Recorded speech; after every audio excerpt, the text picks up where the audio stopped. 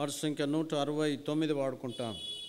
చిన్న పుస్తకాల్లో పాట సంఖ్య 169. దేవాని మందిరము మాకెంతో ప్రియం.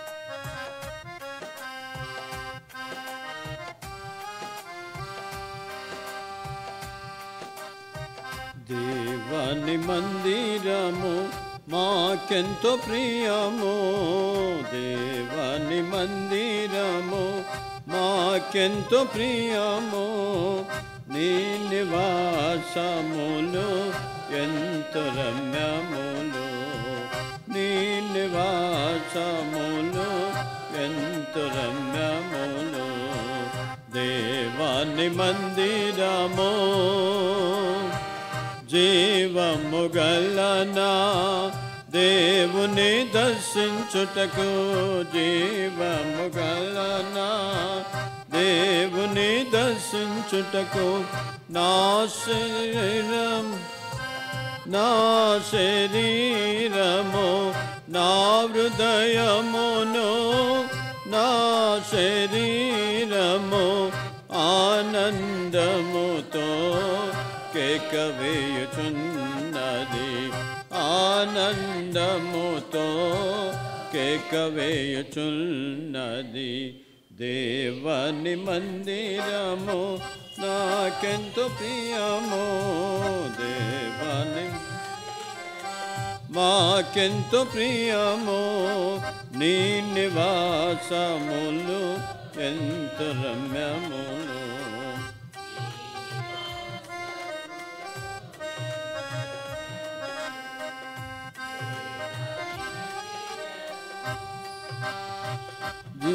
మందిరములో సుఖ సంతోషము, నీ మందిరములో, నీ మందిరములో సమాధానము, నీ మందిరములో సమాధానము, నీ మందిరములో ఎంతో నెమ్మది, నీ మందిరములో ఎంతో నెమ్మది. దేవాని మందిరము మాకెంతో ప్రియము, దేవా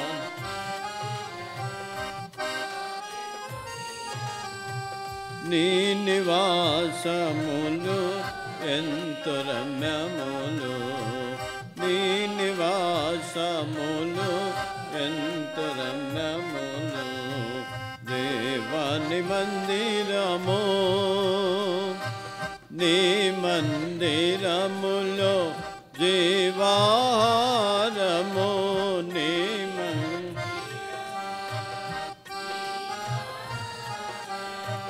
నీ మందిరములో జీవజలము, నీ మందిరములో జీవజలము, నీ మందిరములో సమృద్ధి గలదు, నీ మందిరములో సమృద్ధి గలదు.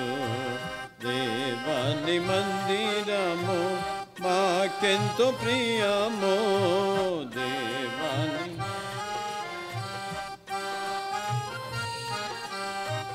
నీ నివాసములు ఎంతో రమ్యములు, నీ నివాసములు ఎంతో రమ్యములు. దేవాని మందిరము నీ ఆదరణ గలదు నీ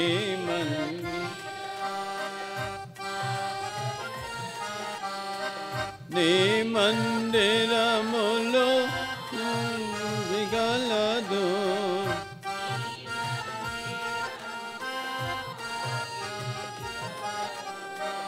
నీ మందిరములో ఆశీర్వాదములు నీ మందిరములో ఆశీర్వాదములు దేవాని మందిరము మాకెంతో ప్రియమో దేవా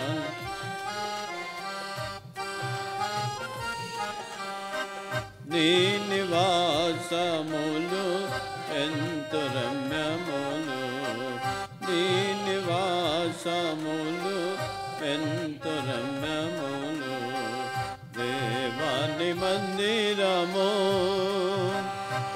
నీ మందిరమును ప్రేమించువారు నీ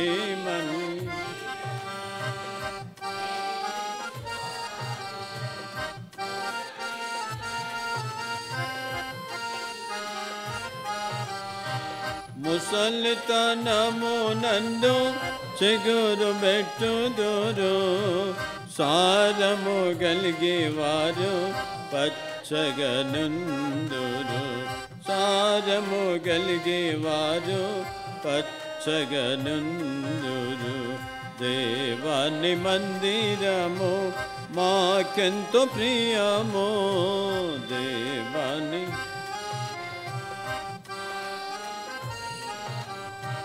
నీ నివాసములు ఎంతో రమ్యములు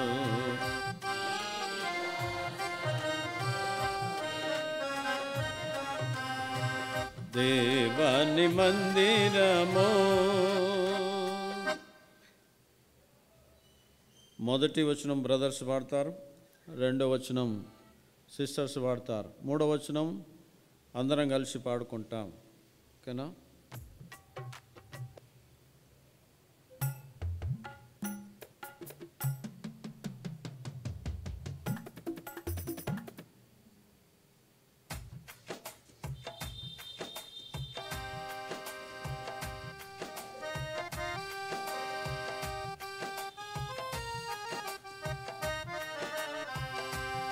పల్లవి అందరూ కలిసి పాడుకుంటాం. మొదటి చరణం బ్రదర్స్, రెండో చరణం సిస్టర్స్, మూడో చరణం అందరం కలిసి. దేవాని మందిరము మాకెంతో ప్రియము దేవాని మందిరము మాకెంతో ప్రియము నీ నివాసములు ఎంతో రమ్యములు నీ నివాసములు ఎంతో రమ్యములు దేవాని మందిరము జీవము గలనా దేవుని దర్శించుటకు జీవము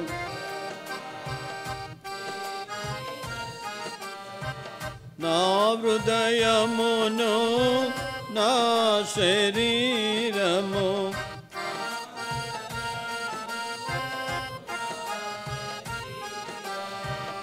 ఆనందముతో కేకవేయుచున్నది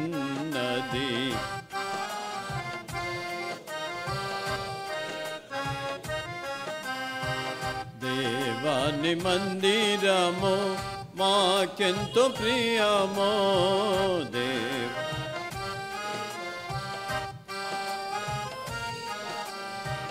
నీ నివాసములు ఎంతో రమ్యములు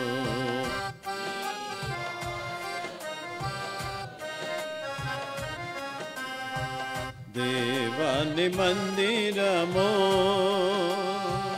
ఇప్పుడు రెండవ చరణం సిస్టర్స్ పాడదాం. భయంతో భక్తితో కదా, మనసుతో హృదయంలో పాడదాం. ఓకేనా? రెండవ చరణం. నీ మందిరములో సుఖ సంతోషము నీ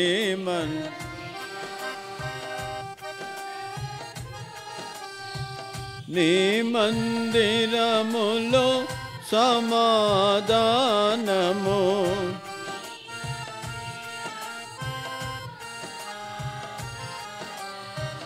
నీ మందిరములో ఎంతో నెమ్మది.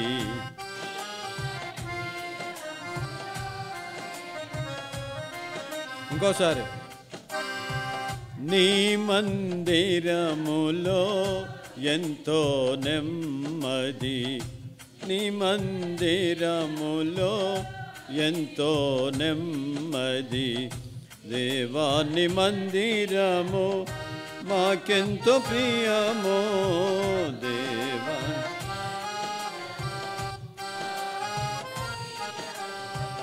నీ నివాసములు ఎంతో రమ్యములు. నీ నివాసములు ఎంతో రమ్యములు. దేవాని మందిరము. నీ మందిరములో జీవాహారము.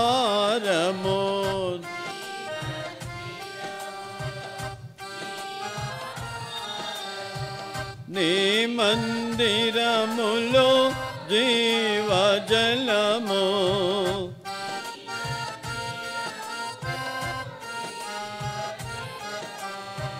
నీ మందిరములో సమృద్ధి గలదు. సమృద్ధి గలదు. దేవాని మందిరము మాకెంతో ప్రియమో. దేవాని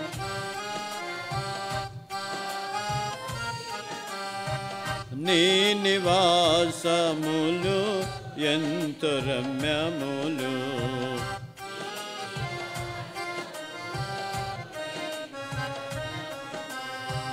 దేవాని మందిరము.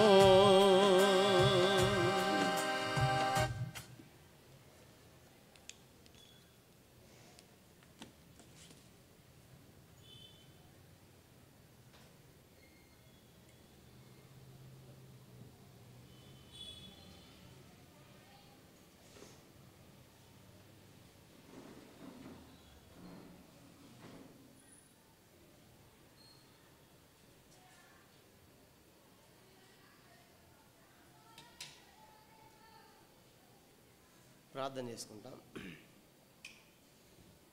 సకల ఆశీర్వాదాలకు కారణభూతుడు అయిన మా ప్రియమైన పరలోకపు తండ్రి, పరిశుద్ధ దేవ, మీ స్తోత్రాలు. ఈ రాత్రికాల సమయంలో వారం వెంబడి వారి కార్యక్రమం మీరు మాకు ఇస్తున్నటువంటి ఈ బైబిల్ స్టడీ సమయాన్ని బట్టి మీ స్తోత్రాలు. ఈ దినాల్లో దయలు మా తండ్రి, మరి అపోస్తుల కార్య గ్రంథ వివరణలు ఉంటుండగా తండ్రి అనేకమైన సత్యాలు మీరు మాకు బోధిస్తున్నారు, నేర్పిస్తున్నారు. అందుకే ఈ స్తోత్రాలు. మరి వాతావరణం కొంత ప్రతికూలం ఉన్నప్పటికీ కూడా తండ్రి మరి చేసిన ఈ సహాయాన్ని బట్టి స్తోత్రాలు. ప్రజలు ఎంతో ఆశతో, అక్కరతో, ఆసక్తితో వచ్చారు ప్రభా. మాకు వాళ్ళందరితో మీరే మాట్లాడి మాకు అందరికి కావాల్సిన వాకులు దయచేయమని ఆయనకి దాసు నన్ను కూడా మరుగుపరిచి మాకు కావాల్సినటువంటి నీ జీవాహారము, నీ మందిరం నుంచి నీ జీవజలము, నీ పానీయం మాకు అందరికి కూడా దయచేసి తృప్తిపరిచి పంపించమని, ఎవరిని ఖాళీగా పంపించకమని, సహాయపడమని, లైవ్లు వీక్షణ బిడ్డలతో మీరు మాట్లాడి మహిమ పొందమని యేసుక్రీస్తు నామమున ప్రార్థించి వేడుచున్నాము తండ్రి. ఆమేన్.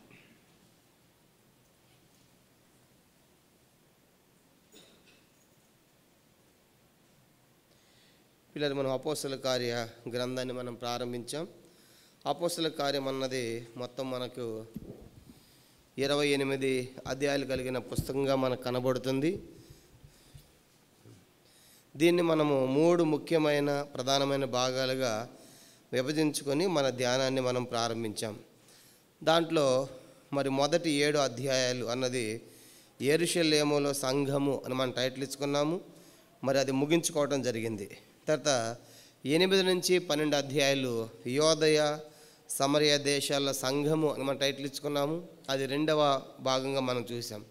13వ అధ్యాయం నుంచి 28వ అధ్యాయం వరకు అన్యుల దేశాల్లో సంఘము లేదంటే బోధిగంతములకు సంఘము అని మనం టైటిల్ ఇచ్చుకున్నాము. దాంట్లో మొదటి 7 అధ్యాయాలు మనం ముగించుకున్నాం, యెరూషలేములో సంఘం అని. అది 2వ ప్రధాన భాగంలో ఉన్నాం. 2వ ప్రధాన భాగం అన్నది 8వ అధ్యాయం నుంచి 12వ అధ్యాయం వరకు అయితే మన ధ్యానము 9వ అధ్యాయంలో ఉంది. 9వ అధ్యాయం అయితే 9వ అధ్యాయంలో మన పాఠం ఉంది, మన ధ్యానము. 9వ అధ్యాయం అన్నది మొత్తం మనకి 43 వచనాలు మనకు కనబడుతూ ఉన్నాయి. 9వ అధ్యాయంలో మొత్తం మనకు 43 వచనాలు కనబడుతూ ఉంటే దీనిని 7 భాగాలుగా మనం విభజించుకొని మన ధ్యానాన్ని ప్రారంభించాం. దాంట్లో మొదటి 9 వచనాలు మొదటి సంగతిగా రాసుకున్నాము. అపోస్తల కార్యములు 9వ అధ్యాయం మొదటి 9 వచనాలకి ఒక టైటిల్ ఇచ్చుకున్నాము, సౌలు యొక్క మార్పు అనేది మనం మొదటి సంగతిగా ధ్యానం చేసాం. అది ముగించుకున్నాం. మొదటి 9 వచనాలు సౌలు యొక్క మార్పు. ఇక 10 నుంచి 19 వచనాలు బోధకుడు పంపబడుట అనేది రెండో సంగతిగా, అది కూడా మనం ధ్యానం చేసాం. అపోస్తల కార్యములు 9వ అధ్యాయము 10 నుంచి 19 వచనాలకి రెండో టైటిల్ ఇచ్చాము, బోధకుడు పంపబడుట. అది కూడా మనం ముగించుకున్నాం. ఇప్పుడు 3వ భాగంలో మన ధ్యానం ఉంది. 3వ సంగతి, 3వ సంగతి అన్నది 20వ వచనం నుండి 22వ వచనం వరకు 3వ సంగతిగా మనం రాసుకుంటాం. ఈరోజు అక్కడి నుంచి మనం మన ధ్యానాన్ని ప్రారంభిస్తాం. మొదటి 9 వచనాలు అయిపోయినాయి, వాటికి సౌలు యొక్క మార్పు అనిచ్చుకున్నాం. తర్వాత 10 నుంచి 19 వచనాలు బోధకుడు పంపబట్ట, అది కూడా మనం ధ్యానం చేసి ముగించాం. ఇప్పుడు 3వ సంగతి అపోస్తల కార్యం 9వ అధ్యాయం 20 నుంచి 22 వచనాలు 3వ సంగతిగా రాసుకున్నాం. దానికి కూడా టైటిల్ ఇద్దాము. దానికి ఇచ్చే టైటిల్ పౌలు గారు సేవకు వెళ్ళుట. 3వ సంగతి 20 నుంచి 22 వచనాలకి 3వ సంగతి, 3వ టైటిల్ దానికి పౌలు గారు సేవకు వెళ్ళుట అని మనము ఇచ్చుకుంటాం. 3వది అది 20 నుంచి 22 వచనాలు. ప్రారంభిద్దాం. చూడండి, మనం గమనించామంటే పైన 19 వచనం, పిమ్మట అతడు దమస్కులో ఉన్న శిష్యులతో కూడా కొన్ని దినములు ఉండేను అని మనం చూస్తాం. కానీ ఇప్పుడు 9వ అధ్యాయం మొదటి 9 వచనాల్లో సౌలు గారు మారిపోయాడు, ప్రభు ఆయన దర్శించాడు. అలాగే ఆయన ఎలా మారాడనే సంగతులు గత బైబిల్లో మనం ఎంత వివరంగా చూసాము. తర్వాత అననీయను పంపిస్తాడు, అననీయ అతని కోసం చేతులు పెట్టి ప్రార్థన చేస్తాడు. ఆ తర్వాత పౌలు గారు పశ్చాత్తాపడిన పాపాలు ఒప్పుకుంటాడు, బాప్తిసం తీసుకుంటాడు అనే సంగతి మనకు తెలుసు. అలాగే ఆహారం పుచ్చుకొని బలపడ్డాడు. 18వ వచనం. ఇప్పుడు పిమ్మట అతడు దమస్కులో శిష్యులతో కూడా కొన్ని దినములు ఉండేను అని మనం చూస్తాం. అయితే 18వ వచనం 19వ వచనానికి మధ్యలో ఒక చిన్న గ్యాప్ ఉందనే విషయం కూడా మీకు చెప్పాను గత వారం. 18వ వచనం చూడండి, 18వ వచనం పైన, అప్పుడే అతని కన్నుల నుండి పొరల వంటివి రాలగా దృష్టి కలిగి లేచి బాప్తిసం పొందెను. తరువాత అది ఆహారం పుచ్చుకొని బలపడును. వెంటనే 19లో దమస్కులోకి వెళ్ళినట్టుగా ఉంటుంది. దమస్కులో వెళ్ళి శిష్యులతో ఉన్నట్టుగా ఉంది. పౌలు గారు బాప్తిసం పొందిన తర్వాత దమస్కులో కాదు, ఆయన ఎక్కడ పోయాడని చెప్పుకున్నాము. గలతీ పత్రిక 1వ అధ్యాయం చూడండి, అక్కడ చిన్న గ్యాపు మనం అది జ్ఞాపం పెట్టుకోవాలి. పౌలు గారు దమస్కులోకి అంటే ముందు ఆయన ఎక్కడికి పోయాడంటే గలతీ పత్రికలో చెప్పాడు. గలేషియన్ చాప్టర్ 1 గలతీ పత్రిక 1వ అధ్యాయం చూడండి 17వ వచనం. 15 నుంచి చదువుకుంటే బాగుంటుంది. గలతీ పత్రిక 1వ అధ్యాయము 15, 16, 17 వచనాల్లో చూడండి. గలతీ పత్రిక 1వ అధ్యాయం 15 నుంచి, ఆయనను తల్లి గర్భమునందు పడినది మొదలుకొని నన్ను ప్రత్యేకపరిచి తన కృపచేత నన్ను పిలిచిన దేవుడు నేను అన్ని జనుల్లో తన కుమారుని ప్రకటింపాలని ఆయనను నా యందు బయలుపరపు అనుగ్రహించినప్పుడు మనుష్య మాటలతో నేను సంపాదింపలేదు. కానీ ఇప్పుడు 17 అందరూ చదవండి. 17 నాకంటే ముందుగా అపోస్తలైన వారితో యెరూషలేముకి నేను వెళ్ళలేదు, కానీ వెంటనే అరేబియా దేశములోనికి వెళ్ళింది. పిమ్మట దమస్కు పట్టణమునకును తిరిగి వచ్చింది. ఇప్పుడు చెప్పండి, అందరూ అయిపు చూడాలి. పౌలు గారు ఇప్పుడు బయలుదేరింది. ఎక్కడి నుంచి బయలుదేరాడు? ఆయన యెరూషలేము నుంచి బయలుదేరాడు. ఎక్కడ బయలుదేరాడు? దమస్కు బయలుదేరాడు. దమస్కు దగ్గరలో వచ్చిన ప్రభు దర్శించాడు. కనుక దర్శించిన తర్వాత అననీయులు బాప్తిసం ఇచ్చాడు. అదంతా అయిపోయిన తర్వాత ఇప్పుడు ఆయన దమస్కు నుంచి ఎక్కడికి పోయాడని చెప్పాడు.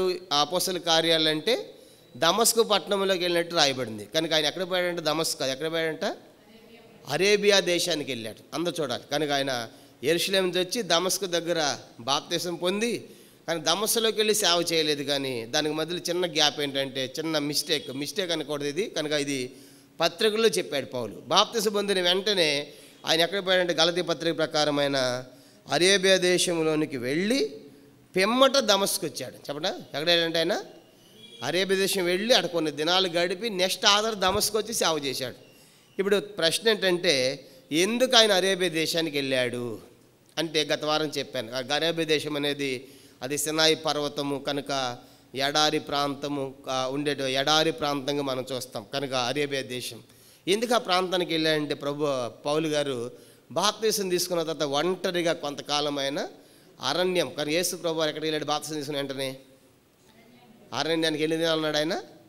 40 దినాలు. అంటే సేవ చేయక ముందు ఆయన బాప్తీసం పొందినంత ప్రభు వారు అరణ్యానికి వెళ్ళి కనుక 40 దినాలు అరణ్యంలో ఉండి ఆయన సిద్ధపడి ఆ తర్వాత వచ్చి సేవ చేసినట్లుగా మనం చూస్తాం ప్రభు గురించి సువార్తల్లో. ఇప్పుడు పౌలు గారు కూడా అరేబియా దేశం వెళ్ళి అక్కడ ఆయన ఏం చేశాడంటే కొంతకాలం గడిపాడంటే చెప్పండి, ఆయన ఏం చేసి ఉంటాడు? ఆ కొంతకాలము తన పాపాల విషయం ఎంతో పశ్చాత్తాపడి ఉంటాడు. ప్రభు ఎంత హింసించాను సంఘాన్ని, కనుక ఎంత బాధ పెట్టానని అరేబియా దేశంలో ఆ యొక్క ఎడారి ప్రాంతంలో ఆ సినాయి పర్వతం ఆ కొండ గుహల్లో ఆయన కొంతకాలం ప్రార్థనలో గడిపి కనుక తన పశ్చాత్తాపడి ఆ సరి చేసుకుని సిద్ధపడి ఎక్కడికి వచ్చాడంటే ఆయన తర్వాత 17వ వచనంలో పిమ్మట దమస్కు పట్టణానికి వచ్చాడు. ఇప్పుడు చెప్పండి, ఆర్డర్ చెప్పండి.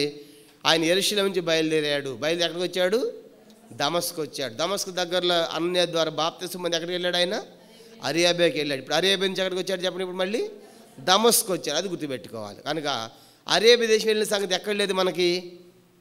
అపోస్తల కార్యాల్లో లేదు. అది ఎక్కడ రాసుకోవాలి? అపోస్తల కార్యం 9వ అధ్యాయం 18వ వచనం తర్వాత అక్కడ రాసుకోవాలి. 18వ వచనం తర్వాత అక్కడ ఆ సంగతి జరిగింది. 18వ వచనం తర్వాత ఆయన దమస్కులో శిష్యులతో కూడా కొన్ని దినాలు ఉన్నాయంటే దానికంటే ముందు ఇది జరిగింది. కనుక ఏది జరిగింది? అరేబియా దేశానికి వెళ్ళిన సంగతి జరిగిందనే విషయము తప్పనిసరిగా మీరు గుర్తుపెట్టుకోవాలి. 18వ వచనం తర్వాత ఆయన దమస్కులోకి వెళ్ళి కొన్ని దినాలు ఉండటం కాదు కానీ అరేబియా దేశానికి వెళ్ళాడు. అరేబియా దేశానికి వెళ్ళి వచ్చి ఏం చేశాడంట? మళ్ళీ తిరిగి దమస్కు పట్టణానికి వచ్చి కొన్ని దినాలు ఉన్నాడు అని మనం గుర్తుపెట్టుకోవాలి. నేను మళ్ళీ అడుగుతా మధ్యలో కనుక చెప్పాలి ఇది, ఎందుకంటే పదే చెప్తుంది. అక్కడ లేదు కాబట్టి ఆ సంగతి మనము చదువుకుని అది వెళ్ళిపోతాం. కాబట్టి ఆయన యెరూషలేము నుంచి దమస్కు వచ్చాడు. దమస్కులో బాప్తిసం పొందిన తర్వాత అక్కడ వెళ్ళాడు. ఆయన అరేబియాకి వెళ్ళాడు. కొన్ని దినాలు నెక్స్ట్ ఆడికి వచ్చాడు, మళ్ళీ దమస్కు వచ్చాడు. దమస్కు వచ్చి ఏం చేశాడంట ఆయన? చూడండి ఇప్పుడు 19వ వచనం. పిమ్మట అతడు దమస్కులో ఉన్న శిష్యులతో కూడా కొన్ని దినములు ఉండెను. కనుక ఇప్పుడు దమస్కులోకి రాకముందు ఆయన ఎక్కడికి వెళ్ళాడు? ఎప్పుడు ఆడిపోయాడు? అరేబియా దేశం పోయాడు. అది వెరీ గుడ్. కానీ అరేబియా దేశం పోయి ఇప్పుడు దమస్కు వచ్చి కొన్ని దినాలు ఉన్నాడంట. చెప్పండి, ఎన్ని దినాలు ఉన్నాడంట? కొన్ని దినాలు అక్కడ ఉండి ఏం చేస్తున్నాడు ఆయన? కొన్ని దినాలంటే కూడా మీకు జ్ఞాపకం పెట్టుకోవాలి. అది చెప్తాను. కొన్ని దినాలంటే ఎన్ని దినాలు ఉన్నాడు కూడా మీకు కింద చెప్తా తర్వాత. అయితే ఇప్పుడు ఆ కొన్ని దినాలు శిష్యులతో ఉండి ఉన్నటువంటి ఆ కొన్ని దినాలు ఏమని ప్రకటిస్తున్నాడు ఆయన? 20వ వచనం చూడండి. 20వ వచనం చూడండి. వెంటనే సమాజ మందిరములలో యేసే దేవుని కుమారుడని ఆయనను గురించి ప్రకటించుచు వచ్చాను. కాబట్టి అరేబియా దేశం పోయి ఆడ కొంతకాలం గడిపి ఆ కొండ గుహ ఎడారుల్లో కనుక పశ్చాత్తాపడి సరి చేసుకుని ఆయన ఇప్పుడు సేవ కోసం వచ్చాడు. సేవ కోసం వచ్చి ఏం చేస్తున్నాడు చెప్పండి? ఏ దమస్కు పట్టణంలోన క్రైస్తవంలో లాక్కొని ఈడ్చుకొని పోవాలనుకున్నాడో, పట్టుకొని పోవాలనుకున్నాడో అదే ప్రాంతానికి వచ్చి ఆ యేసే ఈ క్రీస్తు కనుక ఆయనే ఈ మెస్సయ్య అని చెప్పడము ప్రారంభించాడు. ఎంత అద్భుతం చూడండి. కనుక ఎట్లా వచ్చాడు ఆయన? పట్టుకెళ్ళాలని వచ్చినాడు కదా. పట్టుకెళ్ళాలని వచ్చినాడు. ఇప్పుడు ఏమని చెప్తున్నాడు చెప్పండి? ఆ యేసే క్రీస్తు కనుక యేసే మెస్సయ్య, యేసే రక్షకుడు అని చెప్పడము ప్రారంభించాడు. కనుక ఇప్పుడు అనుకుంటారు పంపించిన ప్రధాన యాజకులు ఇంకా పిచ్చి పట్టిందా ఏంటి, నువ్వు పోయిన ఉద్దేశం ఏంటి, నువ్వు చెప్పే సంగతి ఏంటి? యేసు టైంలో కూడా కొంతమంది సైనికులు పంపిస్తారు, నేను పట్టుకొని రండి పోండి అని చెప్పి.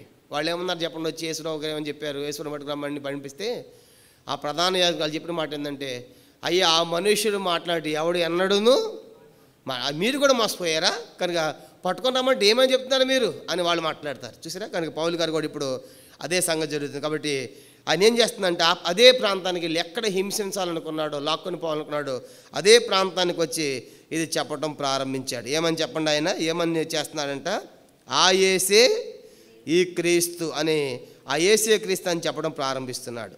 ఇక్కడ ఒక విషయం మనం గుర్తుపెట్టుకోవాలి. మనం కూడా ఏదన్నా పరిచర్య చేయకముందు కనుక పని చేయకముందు ఏం చేయాలి? మొట్టమొదట చెప్పండి, పని చేయకముందు ఏం చేయాలి? ప్రార్థన చేయాలి. అది ప్రభువు నేర్పిస్తున్నాడు. అపోస్తల సంఘము నేర్పించింది, ఆది సంఘము. పౌలు గారు కూడా అదే పని చేస్తున్నాడు. అపోస్తల గారు 1వ అధ్యాయంలో మనం 10 నుంచి 13 వచనాలు చూసినప్పుడు వాళ్ళు మేడగదిలో ఏం చేస్తూ ఉన్నారు? అందరూ కలిసి ఏక మనసుతో ప్రార్థన చేస్తారు. ఆ తర్వాత వాళ్ళు సంఘంలోకి ప్రవేశించారు. కనుక ప్రార్థన కనుక పనికి ముందు ఏముండాలి?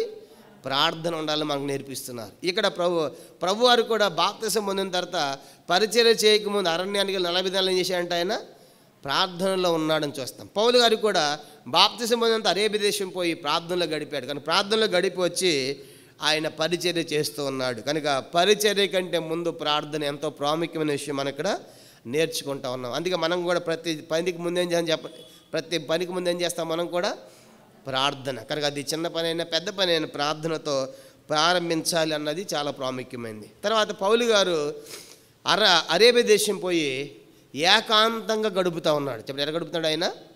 ఏకాంతంగా ప్రభుత్వం గడుపుతున్నట్టుగా మనకు కనబడుతుంది అరేబియా దేశానికి వెళ్ళిన తర్వాత. కాబట్టి ఇది కూడా చాలా ప్రాముఖ్యమైనది, ఏకాంతంగా ప్రభుత్వం గడపడం. చాలాసార్లు మనం గుంపుగా సమూహంగా ఉంటే మనకి ఆ జోష్ వేరుగా ఉంటుంది. కనుక గుంపులో సమూహంలో అందరు రావటం అంటే అది వేరేగా ఉంటుంది. ఒంటరిగా రావాలంటే ఒక్కడినేం పోతాంలే మందిరం అనిపిస్తూ ఉంటుంది. అదే ఇద్దరు ముగ్గురు జత అయ్యారనుకోండి, అది వర్షమైనా పిడిగిలైనా తుఫానైనా అందరూ ఉంటే తడుచుకుంటూనే వచ్చేస్తాం. ఒకళ్ళు ఉంటే ఏం చేస్తాం చెప్పండి, ఈ పాపతే ఏమైపోయింది అనుకుంటాం. కనుక నేర్చుకోవాలి, ఏకాంత ప్రార్థన కూడా చాలా ప్రాముఖ్యమైనది. పౌలు గారు ఒంటరిగా 2 విషయాలు నేర్పిస్తున్నాడు. ఒకటి, పని చేయకముందు పరిచర్య చేయకముందు ప్రార్థన గడుపుతున్నాడు. రెండవది ఆయన ఏకాంతముగా ఉండేది కూడా ప్రభు నేర్పించాడు, పౌలు గారు కూడా నేర్పిస్తున్నాడు. ఇది కూడా చాలా ప్రాముఖ్యమైనది. ప్రభుతో ఏకాంతంగా గడపటము, అరణ్యములో గడపటము, ఒంటరి గడపటం అనేది చాలా ప్రాముఖ్యమైన సంగతులు. అట్లా ఒంటరి గడుపుతారు. పౌలు గారు ఏం నేర్చుకున్నాడు?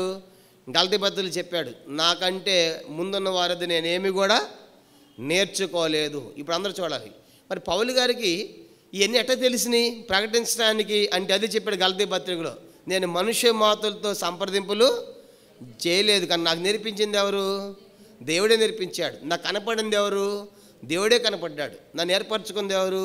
దేవుడే. ఆ అరణ్యానికి వెళ్ళి ఒంటరిగా గడుపుడు ద్వారా పౌలు గారికి అనేకమైన సంగతులు డైరెక్ట్గా దేవుడే నేర్పించాడు. అందుకంటాడు, నేను మా అపోస్తుల వారి వద్ద కూడా నేనేమి కూడా నేర్చుకోలేదు, వాళ్ళ వద్ద కూడా నేను పోలేదు, అక్కడ కూడా నేను నేర్చుకోలేదు, కానీ దేవుడే నాకు బయలుపరిపి అనుగ్రహించాడు. కాబట్టి మనం ఎప్పుడైతే ఒంటరిగా ప్రభుత్వం మనం గడుపుతామో ప్రభు మనకు అనేకమైన విషయాలు బోధిస్తాడు, నేర్పిస్తాడనే సంగతి కూడా మనం జ్ఞాపకం పెట్టుకోవాలి. కాబట్టి ఇక్కడ మనము పనికి ముందు తప్పనిసరిగా ప్రార్థన చేయాలి. రెండవది, ఏకాంతంగా ప్రభుత్వం గడిపేది చాలా ప్రాముఖ్యమైనది. మూడవ సంగతి పౌలు గారు నేర్పిస్తున్నాడు, అలా ఏకాంతంగా ఒంటరి గడుపుడు ద్వారా అనేకమైన సంగతులు పౌలు గారికి దేవుడు బోధించాడు, నేర్పించాడు. అవన్నీ నేర్చుకుని ఇప్పుడు వచ్చి అంటున్నాడు ఆయన, ఆ యేసే క్రీస్తు. ఎవరు చెప్పారు పౌలు గారు నీకంటే? నాకు దేవుడే చెప్పాడు. అది చెప్తున్నాడు గలతీ పత్రికలో, నాకంటే ముందు అపోస్తలుల వద్దకు వెళ్ళి నేను వెళ్ళలేదు, కానీ వాళ్ళ దగ్గర నేనేమి నేర్చుకోలేదు, కానీ మనుష్య మాతులతో నేను సంప్రదింపులు చేయలేదు. అంటే డైరెక్ట్ నేను దేవునితోనే మాట్లాడాను, దేవుడే కనపడ్డాడు, దేవునితోనే మాట్లాడాను,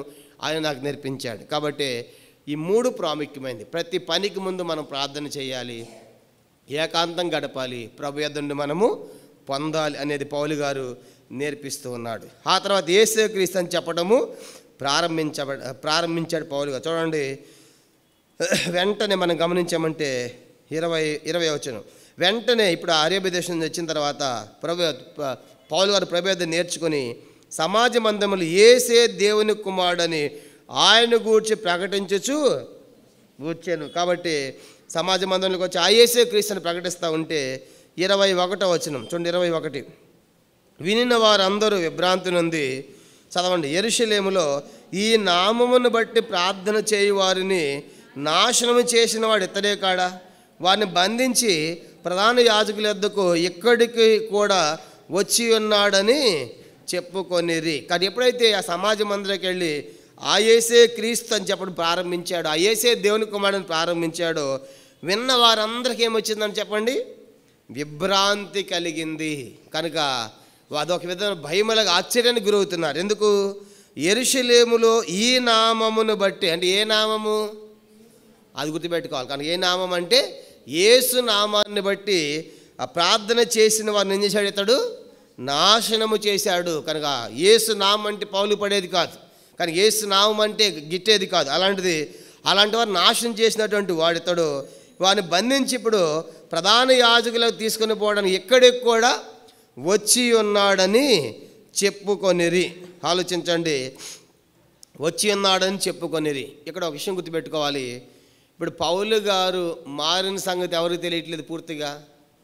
దమస్కులో ఉన్న సమాజంలో వారు నమ్మటం. ఆయన ఎక్కుతుంటే స్టేజ్ భయపడుతున్నారు. వామ్మ స్టేజీకి ఇప్పుడు ఏం చేస్తారు? పట్టుకొని పోతాడా? కనుక వచ్చిన దానికోసమే కదా, ఈ మనుషుడు సామాన్యుడా, యెరూషలేము ఎంతమంది నాశనం చేశాడు, ఇక్కడ కూడా వచ్చాడు అని చెప్పేసి ప్రజల మనసుల్లో అది చెరిగిపోలేదంటే పౌలు గారికి ఎంత గొప్ప చెడ్డ సాక్ష్యం ఉందో, అంటే ప్రభువుని ఎరక్కముందు నమ్మకం ముందు ఎంతగా విస్తరించిందో ఆలోచించండి. ప్రజల అందరి మనసుల్లో కూడా నాటుకుపోయింది ఏంటంటే ఇతడు సామాన్యమైన వాడు కాదు, కీడు చేసేవాడు, హానికరుడు, హింసకుడు, దోషకుడు అనే సంగతులే ప్రజల్లో మొత్తం కూడా వ్యాపించింది. అందుకే ఇప్పుడు ఆయన చేజెక్కి ఏసే క్రీస్తు అంటే కూడా లోపల కింద గుబ్బు అయిపోతూ ఉన్నారు. ఏం చెప్తాడు, నిజమే చెప్తున్నాడా, కావాల్సుకొని చెప్తున్నాడని చెప్పి ప్రజలు నమ్మటంలా ఇక్కడ కూడా ఆశ్చర్యపోతామని భయపడతా ఉన్నారు. 22వ వచనం, అయితే సౌలు మరి ఎక్కువగా బలపడి ఈయనే క్రీస్తు అని రుజుపరుచు దమస్కులో కాపురమున్న యూదులను కలవరపరిచెను. ఇప్పుడు అందరూ చూడాలి. కానీ ఎప్పుడైతే ఈ పౌలు గారు ఇంకా బలపడుతున్నాడో కనుక ఆ సమాజ మందిరాల్లో యేసే క్రీస్తుని చూడడం ప్రారంభమైనప్పుడు దమస్కులో కాపురమున్న యూదులు కలవరపడ్డారంట. ఏ యూదులు వీళ్ళు? మతములో ఉన్న యూదులు, నమ్మని యూదులు వీళ్ళు. చెప్పండి, ఎవరు యూదులు? నమ్మని యూదులు. సమాజంలో ఉన్నవారు ఎవరు? నమ్మిన యూదులు. బాగా గుర్తుపెట్టుకోవాలి. సంఘంలో చేర్చబడిన యూదులు ఎవరు? నమ్మిన యూదులు. వాళ్ళకేం కలవరు, వాళ్ళని ఇబ్బంది పడి వాళ్ళు భయపడ్డారు. ఇప్పుడు నమ్మని యూదులు బయట ఉంటే ఇదేంట్రా వీడు వచ్చిన సంగతి ఏంటి, చేసే పని ఏంటి అని చెప్పేసి ఏం చేస్తారంట, నువ్వు వచ్చి పట్టుకొని పోతావంటే మా కలర్ని పుట్టిస్తున్నావు, వచ్చి యేసే క్రీస్తుని ఆడికెళ్ళి బోధిస్తున్నావు నువ్వు కనుక అని చెప్పేసి ఆ యూదులకి ఏమైందంట, కలవరం పడ్డారు. కలవరం పడి ఊరుకుంటారా? ఆ హేరోదు రాజు కూడా కలవరం వచ్చింది. నేను తప్ప రాజేవుడు ఎక్కడ అన్నాడు ఆ మతస్థుడు 2వ అధ్యాయంలో అని. వెంటనే ఏం చేశాడు, కలవరం వచ్చిన తర్వాత నేను తప్ప వేరొక రాజు, ఆ 2 సంవత్సరాల పిల్లలందరినీ ఏం చేయండి, చంపేసేయండి. చూసారా, అంటే కలవరం పుట్టిన తర్వాత ఇంకా ఆయన ఆగలేదు. ఇప్పుడు వీళ్ళు కూడా ఏం చేస్తారు చెప్పండి, కలవరం వస్తే ఇప్పుడు పౌలు గారిని ఏం చేయాలనుకుంటారు నెక్స్ట్ ఇప్పుడు, కనుక అదే ప్రయత్నం చూసి. ఎందుకంటే మా ప్రాంతానికి వచ్చి పట్టుకొని పోతామని అనుకుంటే ఏడకొచ్చి యేసే క్రీస్తు అని చెప్పి మా కలవరం పుట్టిస్తున్నావు అని చెప్పేసి యూదులందరిలో కూడా కాసుకున్నారు పౌలు గారి మీద వ్యతిరేకత. సంఘంలోనేమో కనుక చేర్చబడేటువంటి యూదులు విభ్రాంతి పడిన తర్వాత కుదుట పడ్డారు. నిజమే, పౌలు గారు మారిన సంగతి వాళ్ళకి అర్థమైంది, కానీ మారిన సంగతి వీళ్ళకి అర్థమైంది. ఈయన కూడా వాళ్ళు కలిసిపోయిన సంగతి వాళ్ళకి అర్థమై ఇప్పుడు బయట యూదులకి ఏమందని చెప్పండి, కలవరం పుట్టిందనే విషయం మనం గుర్తుపెట్టుకోవాలి. కలవరం పుట్టింది. అయితే అక్కడ మనం గమనించామంటే ఆ రీతికి పౌలు గారు ఇప్పుడు సమాజ మందిరంలో కనుక ఎంతో గొప్ప సేవ చేస్తూ ఉన్నాడు. యేసే క్రీస్తు, యేసే దేవుని కుమారుడు అని చెప్పేసి ప్రకటించబడతా ఉంటే సమాజం అంతా ఒక విధంగా మొదట ఆశ్చర్యానికి గురైపోయిన, భయానికి గురైపోయిన, సంతోషంగా ఉన్నారు. చెప్పండి, ఇప్పుడు మతంలో ఉన్న బయట ఉన్న యూదులకి ఎట్లా ఉంది చెప్పండి, అది కలవరముగా ఉంది. కనుక వీడొచ్చి మన మతంలో పుట్టి, యూదుల మతంలో పుట్టి మనకు వ్యతిరేకముగా కనుక యేసే క్రీస్తు అని చెప్తున్నాడు అని చెప్పి ఏం చేస్తారంటే అతను పౌలు గారిని చంపాలనుకుంటున్నారు. ఇప్పుడు 20 నుండి 22 వచనాలు ఏమని రాసుకున్నాము, పౌలు గారు సేవకు వెళ్ళుట అని మనం గుర్తుపెట్టుకున్నాం. కానీ ఇది 3వ సంగతి. ఇప్పుడు 4వ సంగతి అన్నది 23వ వచనం నుండి 30వ వచనం వరకు 4వ సంగతిగా రాసుకుందాం. అపోస్తల కార్యములు 9వ అధ్యాయము 23 నుంచి 30వ వచనం వరకు 4వ సంగతిగా రాసుకుందాము. పౌలు గారు యెరూషలేమునకు పారిపోవుట. పౌలు యెరూషలేమునకు పారిపోవుట, ఇది 4వ సంగతిగా రాసుకుందాం. 20 నుంచి 22 వచనాల్లో పౌలు గారు సేవ చేశాడు. అరేబియా దేశం నుంచి వచ్చి మంచి గొప్ప సేవ చేశాడు దమస్కు పట్టణంలో. మతంలో ఉన్న యూదులు కలవరం పుడితే సమాజంలో యూదులు సంతోషపడ్డారు, కనుక ఆనందించారు. ఆ తర్వాత పౌలు గారి గురించి కలవరపడినటువంటి యూదులు పౌలు గారిని చంపాలనుకునే కుట్రల్లో భాగంగా పౌలు గారు వెంటనే ఇప్పుడు ఏం చేస్తున్నాడు, ఆయన యెరూషలేమునకు పారిపోతున్నాడు. 23 నుంచి 30 వచనాలు మనం చదువుదాం. ఇది 4వ సంగతి. 23 నుంచి 30 వచనాలు, పౌలు గారు యెరూషలేమునకు పారిపోవుట. 4వది రాసుకోండి. ఇప్పుడు 23వ వచనం చదవండి. 23వ వచనము అందరూ చదవండి. అనేక దినములు గతించిన పిమ్మట యూదులు అతనిని చంప ఆలోచన చేయగా. ఇప్పుడు చెప్పండి, పౌలు గారు దమస్కు పట్టణానికి వెళ్ళి బాప్తిసం పొంది దమస్కు పట్టణంలో నుంచి ఎక్కడ పడిని చెప్పుకున్నాం మనమైనా, అరేబియా దేశం పోయి అక్కడ గడిపొచ్చి మళ్ళీ ఇప్పుడు దమస్కు పట్టణానికి వచ్చి సేవ చేశాడు. కొన్ని దినములు గతించిన పిమ్మట అంటే అర్థం ఏంటి, పౌలు గారు దమస్కు పట్టణంలో కొన్ని దినాలు సేవ చేశాడు. కొన్ని దినాలు ఎన్ని దినాలు గలతీ పత్రికలు చెప్పాడు. కొన్ని దినాలు అంటే ఎన్ని దినాలు అంటే గలతీ పత్రిక 1వ అధ్యాయం. కొన్ని దినాలంటే అక్కడ సంఖ్య చెప్పాడు, ఎన్ని దినాలో చెప్పాడు. గలేషియన్ చాప్టర్ 1 గలతీ పత్రిక మొదటి అధ్యాయము 17-18 వచనాలు చదువుకుంటాం. గలతీ పత్రిక మొదటి అధ్యాయము 17-18 వచనాలు చదువుకుంటాం. చదవండి. నాకంటే ముందుగా అపోస్తలైన వారి వద్దకు యెరూషలేముకి వెళ్ళలేదు, కానీ వెంటనే అరేబియా దేశంలోనికి వెళ్ళి బాప్తిసం పొందిన ఆ తర్వాత పిమ్మట దమస్కు పట్టణమునకు తిరిగి వచ్చి తిని. ఇప్పుడు 18 చదవండి. అటుపైన 3 సంవత్సరాలైన తరువాత కేఫాను పరిచయం చేసుకున్న వాళ్ళని యెరూషలేమునకు వచ్చి అతనితో కూడా 15 దినములు ఉంటెని. అతను తప్ప అపోస్తలుల్లో మరి ఎవరిని నేను చూడలేదు, కానీ ప్రభు యొక్క సహోదరున యాకోబుని మాత్రము చూచితిని. ఇప్పుడు అంతా నాయకు చూడండి. పౌలు గారు ఎక్కడ బయలుదేరాడు? యెరూషలేములో. ఎక్కడికి వెళ్ళాడు? దమస్కు పట్టణం. అక్కడ బాప్తిసం పొందిన తర్వాత అక్కడి నుంచి ఎక్కడ పోయాడు? అరేబియా దేశం పోయాడు. అక్కడి నుంచి ఎక్కడికి వచ్చాడు? దమస్కులోకి వచ్చాడు. దమస్కులో ఎన్ని దినాలు ఉన్నాడు? 18వ వచనం సరిగా చదవండి. అటు అరేబియా దేశం 17వ వచనంలో అరేబియా దేశానికి వెళ్ళాడు. 17వ వచనం. పిమ్మటి దమస్కు వచ్చాడు. అటుపైని దమస్కు నుంచి యెరూషలేముకి పోతున్నాడు. యెరూషలేము పోయి 15 దినాలు ఉన్నాడు. యెరూషలేములో 15 దినాలు. దానికంటే ముందేం జరిగింది? అటుపైన అంటే అర్థం ఏంటి? దమస్కులో అటుపైన 3 సంవత్సరాలైన తర్వాత వెళ్తున్నాడు యెరూషలేం. అంటే దమస్కులో ఎంతకాలం ఉన్నాడు?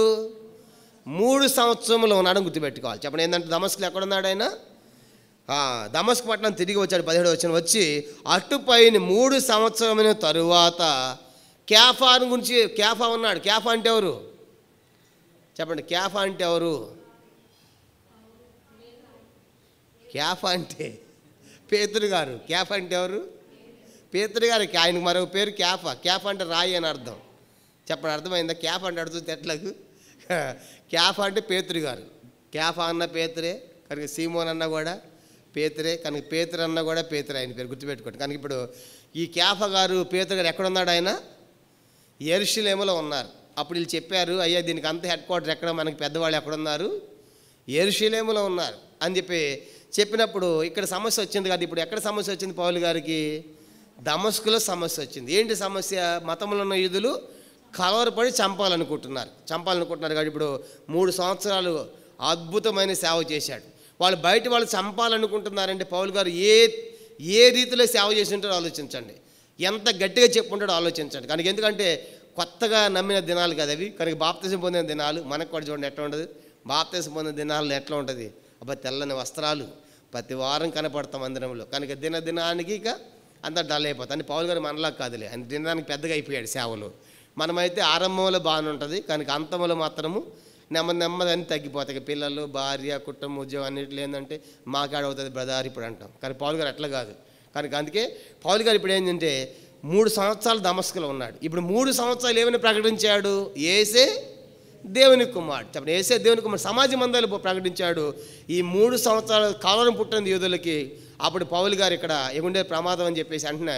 అక్కడ ఉన్నటువంటి దమస్కు ఉన్నటువంటి సహోదరులు సంఘం ఏం చేసిందంటే ఆయన ఎక్కడ పంపిస్తారని చెప్పండి, ఆయన యెరూషలేముకి పంపించాడు. అది చెప్తున్నాడు ఇప్పుడు అక్కడ గలతీ పత్రికలో. నేను మనుషుల దేవుని నేర్చుకోలేదు, కానీ దమస్కు నుంచి అరేబియా దేశానికి వెళ్ళాను, ప్రార్థనలో గడిపాను, దమస్కు పట్టణానికి వచ్చాను, యేసే క్రీస్తుని ప్రకటించాను, 3 సంవత్సరాలు ఉన్నాను. ఆ తర్వాత కేఫాను అంటే పేతురు గారిని పరిచయం చేసుకుని ఎక్కడ పోయాను? నేను యెరూషలేముకి పోయాను. కానీ అని అక్కడ పోయి ఎన్ని దినాలు అంట? 15 దినాలు. అక్కడ పేతురు గారితో పాటు ఎవరిని కలిశాడంట ఆయన? ఇంకా యాకోబుని కూడా కలిశాడు. ఎవరిని కలిశాడు చెప్పండి? యాకోబుని కూడా కలిసేట్టుగా అక్కడ చెప్తారు. కనుక పేతురు గారిని, యాకోబు గారిని మాత్రము చూచింది. ఈ యొక్క యాకోబు ఎవరంటే ప్రభు యొక్క సహోదరుడు. ఈ యాకోబు గారు అపోస్తలుడైన యాకోబు కాదు. చెప్పండి, ఎవరంటే అపోస్తలుడైనటువంటి ప్రభు యొక్క సహోదరుడు యాకోబు మాత్రం చూశాడు. అపోస్తలుల్లో ఒక్క అపోస్తలుడే మనకు కనపడ్డాడు పౌలు గారికి. ఎవరు చెప్పండి? ఆయన పేతురు గారిని చూసినట్టు చెప్తాడు. ఇప్పుడు ముందు నెక్స్ట్ చూడండి. ఇప్పుడు గుర్తుపెట్టుకోండి. ఈయన దమస్కు వచ్చాడు, దమస్కు అరేబియా దేశం పోయాడు, అరేబియా దేశం కొన్ని దినాలు ఉండి మళ్ళీ దమస్కు వచ్చాడు. దమస్కు వచ్చి ఎంతకాలం ఉన్నాడు? అది 3 సంవత్సరాలు. అటుపైన 3 సంవత్సరాలు. ఇప్పుడు 23 వచనం అపోస్తలుల కార్యం 9:23 అంటే అనేక దినములు గతించిన పిమ్మట ఎన్ని దినాలు? ఎన్ని దినాలు? 3 సంవత్సరాలు. 3 సంవత్సరాలు గతించిన పిమ్మట యూదులు అతను ఆలోచింపగా 24 వారి ఆలోచన సౌలునకు తెలియవచ్చెను. వారు అతను చంపాలని రాత్రి పగళ్ళు ద్వారముల యొద్ద కాచుకొని ఉండిరి గనుక అతనిని శిష్యులు రాత్రి వేళ అతను తీసుకొని పోయి గంపలో ఉంచి గోడ గుండా అతని కిందకు దింపేరి. చూసారా, ఇప్పుడు ఎంత తీవ్రత స్థాయి పెరిగిపోయిందండి పౌలు గారికి. యేసుక్రీస్తు అని 3 సంవత్సరాలు గొప్ప సేవ చేశాడు దమస్కు పట్టణంలో. ఇప్పుడు చెప్పండి, పౌలు గారు మారిన తర్వాత మొట్టమొదటి సువార్త ప్రకటించింది ఎక్కడ చెప్పండి? దమస్కులని. 3 సంవత్సరాలు ఏకధాటిగా ప్రకటించాడు. తీవ్రత ఎక్కువైపోయింది, చంపాలనేటువంటి సిచ్యువేషన్ వచ్చేసింది. అప్పుడు అక్కడ సహోదరులు అన్నారు, పౌలు గారు నువ్వు దమస్కు అనేది మంచిది కాదు, అపోస్తులు యెరూషలేములో ఉన్నారు, అక్కడ పోతే నీకు భద్రత ఉంటుంది కాబట్టి నువ్వు అర్జెంటుగా వెళ్ళిపోవాలని చెప్పేసి ఆ తీవ్రత ఎంత బాగా పెరిగిందండి పౌలు గారి తీవ్రత. మొత్తం చుట్టుముట్టారు, దమస్కు అంతా చుట్టుముట్టారు. దమస్కు పౌలు గారు అన్నటువంటి ప్రాంతం చుట్టుముట్టారు. ఆ గోడలన్నీ కూడా సైన్యాలు పెట్టారు. కనుక లోపల ఇప్పుడు బయటికి తప్పించాలంటే లోపలంతా సైన్యం పహారా కాస్తుంది పౌలుని తీసుకెళ్లాలని. ఏం చేశారంటే ఈ యూదులు ఎవరిని ఆశ్రయించారంటే దమస్కు రాజును ఆశ్రయించారు. ఎవరిని ఆశ్రయించారు? దమస్కు యొక్క యేసుని చంపడానికి ఎవరిని ఆశ్రయించారు? వాళ్ళు యేసుని చంపడానికి ఎవరిని ఆశ్రయించారు? రోమీలను ఆశ్రయించారు. చెప్పండి, ఏ సైన్యము? రోమా సైన్యం. కనుక రోమీలను ఆశ్రయించి యేసుని సిలువేశారు, ఆయన చంపారు. ఇప్పుడు ఇక్కడ పౌలు గారిని చంపాలంటే అప్పుడు దమస్కు పట్టణానికి ఒక రాజు ఉన్నట్టుగా కొరింథీ పత్రికలో చెప్తాడు. కొరింథీ పత్రిక అప్పుడు ఏ రాజు అంటారో చూడండి, పౌలు గారు చెప్పాడు. కొరింథీ పత్రిక, మొదటి కొరింథీ పత్రిక, 2 కొరింథీ పత్రిక 11వ అధ్యాయం. పౌలు గారు అక్కడి నుంచి పారిపోతున్నప్పుడు పారిపోవడానికి వాళ్ళు ఏ రాజును ఆశ్రయించారో చెప్పాడు పౌలు గారు. అది కొరింథీ పత్రికలో చెప్పాడు. 2 కొరింథీ పత్రిక 11వ అధ్యాయం 32వ వచనం, 33వ వచనం. 2 కొరింథీ పత్రిక 2 కొరింథియన్స్ చాప్టర్ 11 వర్స్ 32 and 33. 2 కొరింథీ పత్రిక 11వ అధ్యాయము 32, 33 వచనాలు. పౌలు గారు దమస్కు నుంచి పారిపోవడానికి కారకుడైన రాజు ఎవరంటే చదువుకుంటా 32 చదవండి. దమస్కులో ఆరేతా అను రాజు కింద ఉన్న అధిపతి నన్ను పట్టగోరి కావలించి దమస్కీల పట్టణమును భద్రము చేసెను. అప్పుడు నేను గోడ మీద నుండి గంపలో గోడ గుండా కిటికీ గుండా గోడ మీద నుండి గంపలో దింపబడి అతని చేతులను తప్పించుకొని పోతిని. ఇప్పుడు చెప్పండి, పౌలు గారు చంపాలని చంపమని ఆదేశించిన రాజు ఎవరు? ఆరేత అనేటువంటి రాజు. చెప్పండి, ఎవరంట? ఆరేత అనే రాజు. ఈయన పాలన క్రీస్తకం 37 నుంచి 40 మధ్యలో. చెప్పండి, ఈయన ఎంతకాలం పరిపాలించాడు? ఈయన పరిపాలన కాలం చరిత్రలో క్రీస్తకము 37 నుంచి 40 మధ్యలో ఈయన పరిపాలన చేశాడు. ఈయన దమస్కు పట్టణం రాజుగా ఉన్నప్పుడు ఈ కారుపడినటువంటి యూదులందరూ పోయి, అయ్యా మాకు వ్యతిరేకంగా, మా యొక్క మతానికి, యోధ మతానికి వ్యతిరేకంగా ఈ పౌలు అనేటువంటి వాడు బోధ ప్రారంభించాడు కనుక మేము వినలేకపోతున్నాం కాబట్టి అతను చంపాలని చెప్పేసి వీళ్ళందరూ పోయి అరితన రాజును ఆశ్రయిస్తే ఆయన ఏం చేశాడంట, సైన్యాన్ని పంపించి అరితన రాజు పౌలు అంటే నన్ను పట్టగోరి కావలి ఉంచి దమస్కుల పట్టణమును భద్రము చేశాను. కనుక పౌలుని పారిపోకుండా మొత్తాన్ని మీరు కావలి పెట్టండి, పట్టుకుని రండి అని చెప్పేసి మొత్తం పట్టణం భద్రం చేస్తే ఇప్పుడు దారిలోంచి వెళ్తే ఎక్కడ పట్టుకుంటారని చెప్పేసి వాళ్ళు ఏం చేశారంట, పైన ఉండి ఏం చేశారు వాళ్ళు, ఆ కిటికీ గుండా గోడలోంచి కిందకి దించి పౌలు గారు అర్జెంటుగా వెళ్ళిపో, కనుక ఇక్కడ ప్రమాదం, నీకు మొత్తం అంతా సైన్యం అంతా పహారాకు వస్తుంది, గస్తేగా వస్తున్నారు, నేను పట్టుకొని పోతారని చెప్పేసి ఆయన గోడలోంచి పైనుంచి కిటికీలోంచి గోడ నుంచి దించి దమస్కు పట్టణం నుంచి ఎక్కడికి పారిపోతున్నాడు? ఇప్పుడు ఆయన ఎక్కడ పారిపోతున్నాడు? యెరూషలేముకి పారిపోతున్నాడు. ఎవరు కలుసుకున్నాడని చెప్పి గలతీపత్రిక చెప్పాడు కదా, దమస్కు పట్టణం ఎక్కడ పోయాడు ఆయన? యెరూషలేము పోయి ఎవరిని కలుసుకున్నాడని చెప్పాడు? కేఫాను చూశాను, యోహాన్ని కలుసుకున్నానని చెప్పాడు. కానీ ఇప్పుడు మీరు గుర్తుపెట్టుకోవాలి, ఆయన చంపాలనుకున్నప్పుడు అక్కడ నుంచి ఉన్నటువంటి ఆ సంఘము సహోదరులు ఏం చేశారంటే పౌలు గారిని యెరూషలేము పట్టణానికి ఆయన పంపిస్తూ ఉన్నారు. కాబట్టి ఇప్పుడు గుర్తుపెట్టుకోవాలి, అప్పుడు దమస్కు పట్టణపు రాజు ఎవరు? చెప్పండి, రాజు ఎవరంట?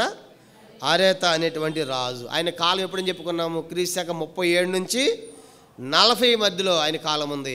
ఆ టైంలో జరిగింది. పౌలు గారు ఇప్పుడు దమస్కు పట్టణం నుంచి సహోదరుల ద్వారా కిటికీలోంచి గోడ మించి కిందకి దింపబడి ఆయన పారిపోతున్నాడు.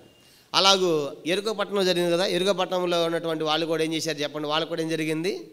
ఆ యొక్క రాహబు దాచిపెట్టి వాళ్ళని కనుక చీకటి ఒక ముందు నుంచి వాళ్ళని కూడా పై గోడ నుంచి కింద దీన్ని తప్పించేస్తుంది, కనుక తప్పించేసి పంపించేస్తుంది. ఆ రీతికి పౌలు గారు ఇప్పుడు ఏం చేశాడంటే దమస్కు పట్టణంలో సేవ చేశాడు.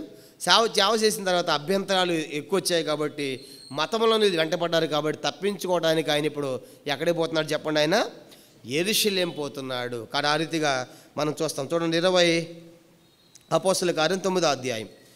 9వ అధ్యాయము ఇప్పుడు మనం గమనించామంటే 23 నుంచి 30 వరకు యెరూషలేముకు పారిపోవడం రాసుకున్నాం కదా. ఇప్పుడు 25వ వచనం అయిపోయింది. కానీ శిష్యులు రాత్రి అతను తీసుకుని పోయి గంపలో ఉంచి గోడగండి అతని కిందకే దింపేరి. కాబట్టి ఎందుకు దించాల్సి వచ్చింది? ఈ యొక్క యూదులు పోయి, మతంలో యూదులు పోయి అరితైన రాజును ఆశ్రయించి పౌలు గారిని చంపాలని ప్రయత్నం చేసినప్పుడు అరితైనటువంటి రాజు ఏం చేశాడంటే చాలా సైన్యాన్ని పంపించి గస్తీ కాసి పట్టుకోవాలని ప్రయత్నాలు ఉన్నప్పుడు అక్కడ ఉన్న సహోదరులు కిటికీలోంచి గోడ మీద దించి పౌలు గారిని తప్పించారు. అట్లా పౌలు గారు ఇప్పుడు అరిత రాజు యొక్క సైనికుల చేతులను తప్పించబడి ఎక్కడ పోతున్నాడు? ఆయన యెరూషలేం పోతున్నాడు. ఇప్పుడు 26వ వచనం. 26 అపోస్తలుల కార్యం 9వ అధ్యాయం 26వ వచనం. అతడు యెరూషలేములోనికి వచ్చి శిష్యులతో కలుసుకుంటూ యత్నము చేశాను కానీ అతడు శిష్యుడని నమ్మక అందరూ అతనికి భయపడిరి. ఇప్పుడు చూడండి పౌలు గారికి యాక్షన్కి ప్రజలకు రియాక్షన్ ఎట్లా ఉందో ఆలోచించండి. పౌలు గారు ఎప్పుడైతే యెరూషలేంకి వచ్చాడో, యెరూషలేంకి వచ్చి శిష్యులతో కలుసుకోవాలని ప్రయత్నం చేస్తూ ఉన్నాడు. పౌలు గారు వస్తూ ఉంటే అందరు పారిపోతున్నారేమో బహుశా. ఎందుకు చెప్పండి? యెరూషలేంని మొదలుపెట్టాడు హింస కనుక చెరసాలు వేసాడుగా, అందరూ హింసించాడు, బంధించాడుగా. ఇప్పుడు వస్తూ ఉంటే ఎత్తుకొని పోతానికి లాక్కొని పడి వస్తానని భయపడుతున్నారు కానీ పౌలు గారు వస్తూ ఉంటే వీళ్ళు నమ్మటం లేదు. ఎవరు నమ్మటం లేదు? యెరూషలేములో శిష్యులు నమ్మటంలా. పౌలు గారు ఎందుకు వస్తున్నాడు వాస్తవానికి? అయ్యా నేను మారాను, నేను యేసుప్రభుని నమ్ముకున్నాను, నేను కూడా యేసు బిడ్డనని చెప్పడానికి వస్తున్నాడు. వస్తూ ఉంటే 26వ వచనం. అతడు యెరూషలేములకు వచ్చినప్పుడు శిష్యులతో కలిసి ఉండి యత్నము చేశాను కానీ అతడు శిష్యుడని నమ్మక అందరు అతనికి భయపడేది. చూసారా? ఇప్పుడు పౌలు గారిని దగ్గరికి రానివ్వటంలా. యెరూషలేము అపోస్తలుల వద్దకు నువ్వు ఎట్లా శిష్యుడు అవుతావు, నువ్వు హానికోడు, ఎంతమంది చంపావు అని చెప్పేసి ఎవరి దగ్గర రానిపోతావు అంటే ఎట్లా ఉండదు ఆలోచించండి. అంటే పౌలు గారి మారిన సంగతి ఎవరికి తెలియలేదు? యెరూషలేము సంఘానికి ఎవరికి తెలిసింది? దమస్కులో ఉన్న సంఘానికి తెలిసింది. కనుక సేవకుడు చేయించుకున్నారు కదా 3 సంవత్సరాలు. కానీ మారిన సంగతి యెరూషలేము తెలియలేదు అని దగ్గరికి వస్తూ ఉంటే భయపడుతున్నారు. ఈ శిష్యుడిని చేర్చుకోవడానికి ఎవరికి కూడా ఇష్టం లేదు, నెమ్మది లేదు, భయపడుతున్నారంట. 27వ వచనం. అందరూ అతనికి భయపడిరి. 27 అయితే బర్నబా అతనిని దగ్గర తీసి అపోస్తలుల యొద్దకు తోడుకొని వచ్చి అతడు త్రోవలో ప్రభువును చూచిననియు ప్రభు అతనితో మాట్లాడిననియు అతడు దమస్కులో యేసు నామమును బట్టి ధైర్యముగా బోధించిననియు వారికి వివరముగా తెలియపరిచెను. అతడు యెరూషలేములో వారితో కూడా వచ్చుచు పోవచ్చు ప్రభు నామమును బట్టి ధైర్యంగా బోధించుచు గ్రీకు భాషను మాట్లాడు యూదులతో మాట్లాడుచు తర్కించుండని కానీ వారు అతను చంపాలని యత్నం చేశారు కానీ చంపాలని యత్నం చేశారు. చాలా గమనించండి. ఇప్పుడు యెరూషలేము వచ్చి అపోస్తలుని కలుసుకోవాలని తాపత్రయం కుతూహల పడుతున్నాడు పౌలు గారు. అయ్యా నేను మారాను, నేను కూడా శిష్యుని అయ్యానని చెప్పాలనుకున్నారు కానీ వాళ్ళు ఏం చేయట్లేదని చెప్పని వాళ్ళు నమ్మటం లేదు. ఎవరు నమ్మటంలా? యెరూషలేముటువంటి శిష్యులు నమ్మకుండా భయపడుతూ ఉన్నారు. కాబట్టి అంతే పౌలు గారు మారనే సంగతి వాళ్ళకి అర్థం కాల. అయితే అక్కడ ఒక వ్యక్తి ఉన్నాడు, ఆయనే బర్నబా. ఏంటంటే ఆయన బర్నబా అంటే అర్థం ఆయన ఆదరించేవాడు, హెచ్చరించేవాడు, కనుక అందరిని చేర్చుకునేవాడని అర్థం. బర్నబా అంటే హెచ్చరిక పుత్రుడు, ఆదరణ పుత్రుడు అని అర్థం. అపోస్తలుల కార్యం 4వ అధ్యాయం చూడండి. అపోస్తలుల కార్యం 4వ అధ్యాయము 36వ వచనం మనం చూస్తాం. అపోస్తలుల కార్యం 4:36లో కుప్రోలో పుట్టిన అపోస్తలుల 4:36 కుప్రోలో పుట్టిన లేవీయుడగు యోసేపు అని ఒకడు ఉండెను. ఇతనికి అపోస్తలులు హెచ్చరిక పుత్రుడు కింద ఒకటేసి ఆదరణ పుత్రుడు అను అర్థమిచ్చే బర్నబా అను పేరు పెట్టి ఉండిరి. కనుక వాస్తవానికి ఈయన పేరు యోసేపు. లేవి యొక్క వంశంలో పుట్టాడు. ఈయన కుప్ర అనేటువంటి ద్వీపంలో పుట్టాడు, లేవి వంశంలో పుట్టాడు. ఆయన పేరు యోసేపు. అయితే అది నీవు యోసేపు ఫలించాడు కొమ్మ యోసేపు. అయితే నీలో ఒక మంచి లక్షణం ఉంది, అందరిని ఏం చేస్తావు? నువ్వు ఆదరిస్తావని. ఆయనకి ఏం పేరు పెట్టారంట? బర్నబా అంటే ఆదరించేవాడని పేరు పెట్టారు. ఇప్పుడు పౌలు గారు యొక్క తాపత్రయము, పౌలు గారి యొక్క మార్పు యొక్క సంగతి అర్థం చేసుకున్నాడు ఎవరు? బర్నబా అర్థమైంది. అరే పౌలు గారు ఎంతగా మారాడు, ఈయన అర్థం చేసుకోలేకపోతున్నారని పౌలు గారిని దగ్గర తీశాడు, ఆదరించాడు. ఆయన దగ్గర నుంచి డేటాను తెలుసుకున్నాడు, మారిన తెలుసుకున్నాడు. నెమ్మది మధ్యవర్తిగా పేతురు గారి దగ్గర తీసుకుని పోతున్నాడు. ఎవరి ద్వారా పోతున్నాడు? పౌలు గారు బర్నబా ద్వారా. భవిష్యత్తులో మనకి పౌలు బర్నబాలు ఇద్దరు ప్రయాణం చేస్తారు.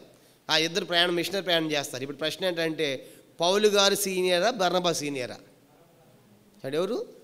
బర్నబానే సీనియర్. అది గుర్తుపెట్టుకొని భవిష్యత్తులో నేను ప్రశ్నలు చాలా అడుగుతా. ఎందుకంటే ఇద్దరు కలిసి చేసినప్పుడు బోధ చేసేదంతా పౌలు గారు బర్నబానా? పౌలు గారే. కానీ బర్నబా మౌనంగా ఉంటాడు ఆయనతో పడినప్పటికి కూడా. అంటే ఇప్పుడు సీనియర్ బర్నబా గారు, ఎందుకంటే ముందే నమ్మి ఉన్నాడు, ఆల్రెడీ నమ్మి అపోస్తలుల దగ్గర ఉన్నాడు, డెసిషన్ ఉన్నాడు. ఇప్పుడు ఆ బర్నబా గారి పౌలు గారిని చేర్చుకొని దగ్గర తీసి ఆదరించి ఆయనతో మాట్లాడి చాలా శ్రద్ధ తీసుకుంటున్నాడు. కొన్నిసార్లు మనల్ని ఎదుటి వాళ్ళు అర్థం చేసుకోలేరు, మన సంగతులు తెలియదు వాళ్ళకి. అందుకే కొన్నిసార్లు మనకు మధ్యవర్తులు కూడా అవసరమే. కనుక మన ద్వారా ఆయన అంటే ఏమనుకున్నామని మన గురించి చెప్పేవాళ్ళు కూడా, మధ్యవర్తులు కూడా మనకు అవసరమే కొన్నిసార్లు. ఆ మధ్య నేను ఒక స్థలానికి వెళ్ళాను. వెళ్తే అక్కడ స్పెషల్ మీటింగ్స్ 3 దినాలు స్పెషల్ మీటింగ్స్ అయితే నేను రాత్రి 2వ సర్వీస్ ఆరాధన జరుగుతుంది. 2 వర్తమానాలు నేనే చెప్పాలి. ఉదయం చెప్పాను మొదటి సర్వీస్లో, 2వ సర్వీస్లో కూడా 2 వర్తమానాలు నేనే చెప్పాను. నేను స్టేజ్ మీద కూర్చున్నాను, పాటలు పాడుతూ ఉంటే ఒక పెద్ద సీనియర్ సేవకుడు వచ్చి వెనకాల కూర్చున్నాడు, చాలా పెద్ద ఆయన వయసులో. నేను అక్కడున్న సేవకునితో మాట్లాడన్నాను, పెద్ద ఆయన వచ్చాడు కదా, ఆయన కూడా వర్తమానం ఇద్దాము, పొద్దున్న నేను చెప్తా ఉన్నా కదా, ఆయన కూర్చోబెట్టి చెబితే బాగోదంటే నీ ఇష్టం అన్నాడు. నేను అక్కడి నుంచి వెళ్ళిపోయి ఆ పక్కన ఆయన దగ్గర, నువ్వు వెళ్ళి చెప్పంటే పాట పాడుతున్నాడు, కీబోర్డ్ ఎత్తున్నాడుగా. నేను ఆయన దగ్గరికి పోయి, నేను తెలియదు ఆయనకి ఎవరు, ఆయన నాకు తెలుసు. నేను వెళ్ళిపోయిన తర్వాత కూర్చోలో కూర్చుని, ఇప్పుడు ఆరాధన సర్వీస్ కదా, 2వ సర్వీసు, ఆరాధన మెసేజ్ మీరు చెప్పండి అన్న. ఆయన అంటున్నాడు, హెబ్రోన్ తిమోతి గారు వచ్చి ఆయన చెప్తారంటున్నాడు. చెప్తా ఉంటే నేనే ఆయన్ని చెప్పండి, నేను చెప్పుకోవాలి ఆయన్ని. ఆ హెబ్రోన్ తిమోతి గారు నేనే, కనుక అక్కడ చెప్పాల్సింది నేనే, మీరు వచ్చారు కాబట్టి ఒకటి మీరు చెప్పండి, 2వది నేను చెప్తానన్న. అప్పుడు ఇటు చూసి మీరు అంటున్నాడు. అంటే తెలియదు అని పాపం. నేను చెప్పేదాన్ని కొన్నిసార్లు ఎదుటివారు మనకు తెలియనప్పుడు మనకు పరిచయం చేసేవాళ్ళు కూడా అవసరం. ఇది తెలియపోయినా పర్వాలేదు, ఇప్పుడు ఇది తెలియాలి, చాలా ప్రమాదం. తెలియపోతే పౌలు గారి సంగతి తెలియపోతే ఆడ దగ్గర రానివ్వరు. ఎవరు? అపోస్తలు. అందుకే ఇప్పుడు ఈయన ఏం చేస్తున్నాడంటే ఈయన అద్భుతంగా బర్నబా గారు ఆదరించాడు, దగ్గర తీసుకున్నాడు, ఆ విషయాలను తెలుసుకున్న తర్వాత ఇప్పుడు ఏం చెప్తున్నాడు, ఈయన డేటా అంతా సేకరించి అయ్యా నిజంగా పౌలు గారు మారాడు అనే విషయంలో మీరు అనుమానం పడాల్సిన పని లేదు, త్రోవలో ఆయన ప్రభువును చూచాడు అని బర్నబా చాలా శ్రద్ధ తీసుకుని అపోస్తలులకు పరిచయం చేస్తున్నాడు. పరిచయం చేసిన తర్వాత వాళ్ళకి పరిచయం చేశాడు. పరిచయం చేసినప్పుడు అక్కడికి వెళ్ళి ఎవరెవరిని కలిశాడు? గలతీ పత్రిక 1:13 చదువుకున్నాం. ఎవరెవరిని కలిశాడు అక్కడ? పేతురు గారిని, అంటే కేఫా గారిని, పేతురు గారిని, యాకోబును మాత్రం పౌలు గారు అక్కడ చూశాడు. కానీ చూసి 3 సంవత్సరాలు కలిసి యాకోబు గారిని చూశాడు, పేతురు గారిని చూశాడు. ఎందుకంటే వాళ్ళిద్దరు అక్కడ కనపడ్డారు, ఆయనకి ఎంతో సంతోషించాడు. ఇప్పుడు ఆ సంగతి అంతా పౌలు గారు వాళ్ళకు కూడా చెప్పుంటాడు, నేను తావులు ప్రభువుని చూశాను, నిజంగా పట్టుకుని రావాలనుకున్నా కానీ నేను ప్రభువుని చూశాను, కనుక బాప్తిసం పొందాను, అవసరం తెలుసుకోండి, దమస్కు పట్టణానికి వెళ్ళాను, ఆడ సేవ చేశాను, ఏడు పరిస్థితి వచ్చింది అన్నప్పుడు పౌలు గారిని అక్కడ పెట్టారు. అక్కడ పెట్టి సరే చేర్చుకున్నారు, లోపల తీసుకున్నారు, యెరూషలేములోకి వాళ్ళతో కలుపుకున్నారు. అక్కడ వచ్చేపోయే వాళ్ళందరితో మరి మారినోడు మౌనంగా ఉంటాడా? మారిన పౌలు మౌనంగా ఉంటాడా? మౌనంగా ఉండటం లేదు. అక్కడ కూడా మళ్ళీ గ్రీక్ భాష మాట్లాడితే వాళ్ళు సువార్త చేయడం ప్రారంభించాడు. అసలు యూదులకి హెడ్ క్వార్టర్ ఏమని చెప్పుకున్నాము?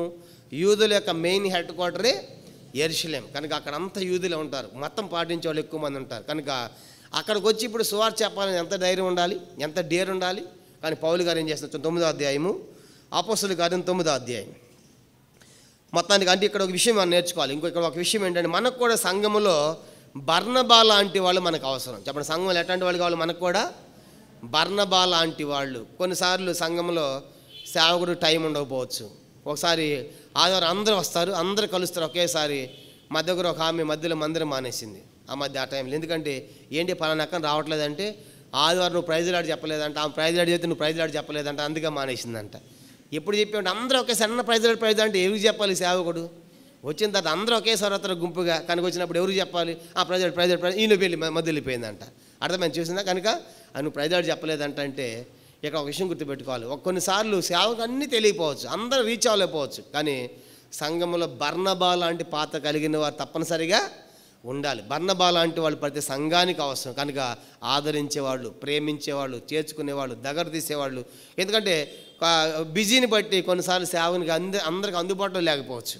కనుక అలాంటి టైంలో బర్నబాలు ప్రతి సంఘములో ఉండాలి, ఆదరించే వాళ్ళు. కనుక దైవ సేవకునితో పాటు అనేకులు మనం కూడా అట్లా ఆదరించే మనసు మనం కూడా కలిగి ఉండాలి. ఇప్పుడు బర్నబా లేకపోతే అక్కడ వెళ్ళగలుగుతాడా? పేతురు గారి దగ్గరికి వెళ్ళిపోతున్నారు. చూడండి, బర్నబాలో ఒక మంచి లక్షణము ఆదరించే మనసు, దగ్గర తీసే మనసు, అర్థం చేసుకునే మనసు బర్నబాలో మనకు కనబడుతుంది. మనం కూడా అలాంటి మనసు మనం కూడా కలిగి ఉండాలి. ప్రతి సంఘంలో కూడా ఒక బర్నబాలాగా నేను కూడా ఉండాలి ప్రభువా. కానీ ఈ దినాల్లో సంఘాల్లో బర్నబాలు లేరు. చెప్పండి, ఎవరన్నా చెప్పండి. అంతా యోధ లాంటి వారే ఉన్నారు సంఘాల్లో. కనుక ఎత్తుకుపోయేవాళ్ళు, లాక్కుని పోయేవాళ్ళు, కారును పెట్టేవాళ్ళు. బర్నబాలు ఎక్కడ సంఘంలో? అందుకే బోర్డు పెట్టాలి, ఈ సంఘంలో బర్నబాలు కావాలను అని ప్రతి సంఘానికి బోర్డు పెట్టాలి. ఈ దినాల్లో ఏ సంఘంలో లేరు. ఆదరించేవాళ్ళు ఎక్కడున్నారు? పుల్లలు పెట్టేవాళ్ళు, గాయపరిచేవాళ్ళు, నొప్పి కలిగే చేసేవాళ్ళు, ఇలాంటి వాళ్ళు ఎక్కువైపోయారు. బర్నబాలు తక్కువైపోయారు. సంఘాలు ఎవరు లేరు. కానీ ప్రతి సంఘానికి బోర్డు రాసి పెట్టుకోవాలి, మా సంఘంలో బర్నబాలు కావాలను అని చెప్పి పెట్టుకోవాలన్నమాట. అలాంటి వాళ్ళు చాలా ప్రాముఖ్యం. కానీ ఇప్పుడు పౌలు గారికి బర్నబాలు లేకపోతే వాళ్ళకి రీచ్ అవ్వలేకపోతున్నాడు. వెళ్ళాడు, వాళ్ళు పరిచయం చేశాడు, వాళ్ళు మొత్తం అర్థం చేసుకున్నారు. పౌలు గారిని లోపలికి తీసుకున్నారు. లోపలికి వెళ్ళిన పౌలు మౌనంగా ఉంటలే. ఏం చేస్తున్నాడు ఇప్పుడు? అపోస్తలుల కార్యం 9వ అధ్యాయం చూడండి, 28వ వచనం. ఏమని చెప్పాడు? తులాను తీసుకెళ్ళి, అయ్యా 27వ వచనంలో అపోస్తలులు తీసుకెళ్ళి త్రోవలో ప్రభువును చూచాడు, ప్రభు అతనితో మాట్లాడాడు, దమస్కు యేసునామమును ధైర్యంగా బోధించాడు అని వివరంగా వాళ్ళు తెలియపరచబడింది బర్నబా ద్వారా పౌలు గారి సంగతి. 28వ వచనం. అతడు యెరూషలేములో వారితో కూడా వచ్చుపోవచ్చు ప్రభు నామమును బట్టి ధైర్యముగా బోధించు. ఆ మాట చూడండి. కనుక యెరూషలేము చెప్పండి, ఎంత ధైర్యం ఉండాలి. ధైర్యంగా బోధించు, గ్రీకు భాషను మాట్లాడు యూదులతో మాట్లాడుతూ తర్కించుచుండెను. తర్కించటం అంటే అని చెప్పండి, వాళ్ళతో వాదిస్తున్నాడు. కనుక పౌలు గారు ఒకప్పుడు ఇదే యెరూషలేములో యేసు నమ్మిన వాళ్ళని చంపాడు కదా, హింసించాడు కదా, అలాంటి యెరూషలేముకి వెళ్ళిపోయి ఆ యేసే క్రీస్తు, అదే వాస్తవం వాళ్ళతో తర్కిస్తూ ఉంటే వాళ్ళు ఊరుకుంటారా? తర్కించి ఏమిరా, నిన్నదాకేమో ఇక్కడ ఉన్నావు, ఇప్పుడు ఈ జెండా మార్చావు నువ్వేమన్నా, మొన్నటిదాకా యువత మతం జెండా పట్టుకుని ఇప్పుడేమో యేసు మతం పట్టుకున్నావు అన్నట్టుగా వాళ్ళు ఏం చేశారంట, పౌలుని చంపాలనుకున్నారు. ఎంతో ధైర్యంగా అదే ప్రాంతానికి వెళ్ళి, లేదా వాళ్ళతో తర్కించడం అంటే నేను చూశాను, ప్రభువుని చూశాను, అదే వాస్తవం, ఇది మతం కాదు మార్గం కానీ అని చెప్పేసి వాళ్ళతో తర్కిస్తూ ఉంటే ఏం చేశారంటే వాళ్ళు చూడండి, తర్కించేది కానీ తర్కించుండెను. వారు అతను చంప ప్రయత్నము చేసేది కానీ సహోదరులు దీనిని తెలుసుకొని అతన్ని కైసరేకు తోడుకొని వచ్చి తార్సునకు పంపిరి. ఇప్పుడు వెంటనే ఈ సంగతి అర్థమైపోయింది. పౌలు గారు మౌనంగా ఉండటం లేదు. గ్రీక్ భాష మాట్లాడేవారంటే ఆ దినాల్లో గ్రీక్ భాష ఇంటర్నేషనల్ లాంగ్వేజ్. చెప్పండి, గ్రీక్ భాష అని చెప్పండి, ఆ దినాల్లో ఇంటర్నేషనల్ లాంగ్వేజ్. ఇప్పుడు ఇంటర్నేషనల్ లాంగ్వేజ్ ఏంది మనకి? ఇంగ్లీష్. ఎట్లాగో పౌలు గారి దినాల్లో ఇంటర్నేషనల్ లాంగ్వేజ్ గ్రీక్ భాష. ఆ భాషలో మాట్లాడటం అంటే పెద్ద పెద్ద వాళ్ళతో, గొప్ప గొప్ప వాళ్ళతో పౌలు గారు మాట్లాడుతున్నాడు. కనుక అలా మాట్లాడుతూ ఉంటే అక్కడ యూదులు కర్రను పుట్టి ఎట్లని పౌలు గారిని చంపాలి అనే ప్రయత్నం చేసినప్పుడు లోపల అపోస్తలులు ఆలోచించారు, పౌలు గారు ఎక్కడ ఉంటే మంచిది. అక్కడ ఏం చేయాలనుకున్నారు? దమస్కులో ఆ యూదులు ఏం చేయాలనుకున్నారు? వాళ్ళు చంపాలనుకున్నారు. వీళ్ళు ఏమనుకున్నారు? ఈరోజు చూడండి, వేరే దాంట్లోంచి నమ్మితే ఏం చేయాలనుకుంటున్నారు? ఈరోజు కూడా మారిన వాళ్ళు ఏం చేయాలనుకుంటున్నారు? మతంలో ఉన్నటువంటి వాళ్ళు చంపాలి, మా మతం అది, ఆ మతం పెద్ద అంటే నీకు, ఆ మతం గొప్పదంటారా నీకు అని చెప్పేసి మారిన ఏం చేయాలని కోరుతున్నారు? ఆ రోజు చంపాలనుకుంటున్నా, ఈరోజు కూడా ఇబ్బందులు పెడతాను. సాక్ష్యాలు అంటున్నాం కదా మనం, ఎంతోమంది బైబిల్ చీరలో పెట్టి దాచిపెట్టుకున్న చదివేదాన్ని, బాతులో చదివేదాన్ని. ఎందుకు? మారినందుకు వాళ్ళ కష్టాలు. పౌలు గారికి కూడా ఇప్పుడు మారినందుకు చంపాలనుకుంటున్నారు. వాళ్ళు ఇప్పుడు వెంటనే సహోదరులు కైసరేకి తోడుకొచ్చారంట. ఎక్కడికంట? కైసరే అంటే వాడరేవు పట్టణం. ఆడ తీసుకొచ్చి అక్కడ వాడెక్కిచ్చారు. పౌలు గారు సరిగ్గా స్ట్రెయిట్గా నువ్వు తార్సు వెళ్ళిపోయినారు. అంటే తార్సు ఎందుకు పంపించారంటే పౌలు గారి యొక్క సొంత ప్రాంతము తార్సు. చెప్పండి, పౌలు గారి సొంత ప్రాంతం ఏంటి? తార్సు. కనుక కొంతకాలం అక్కడ ఉండు, తర్వాత మళ్ళీ ఆలోచిద్దామని చెప్పేసి, ఇక్కడ ఉంటే మంచిది కాదు, నేను చంపేస్తారు యెరూషలేములో అని చెప్పేసి పౌలు గారిని. ఎందుకంటే అప్పుడు దాకా వాళ్ళతో తిరిగాడు, ఆ ప్రధాన యాజకులతో ఆ యెరూషలేములోనే గొప్ప ఆధిక్యత పొందాడు మతములో. కనుక ఇంత ప్రఖ్యాతిగాంచిన వాడిని కనుక చంపేస్తారు కాబట్టి నీకు ఉండేది మంచిది కాదని వెంటనే పౌలు గారిని అక్కడి నుంచి ఆడ పంపించారంటే వాళ్ళు కైసరే అనేటువంటి ఓడ పట్టణాన్ని తీసుకొచ్చి ఓడ ఎక్కించి స్ట్రైట్గా తన సొంత ప్రాంతము తార్సు ప్రాంతాన్ని పంపించాడు. కానీ ఇప్పుడు పౌలు గారు ఎక్కడికి పోయాడు?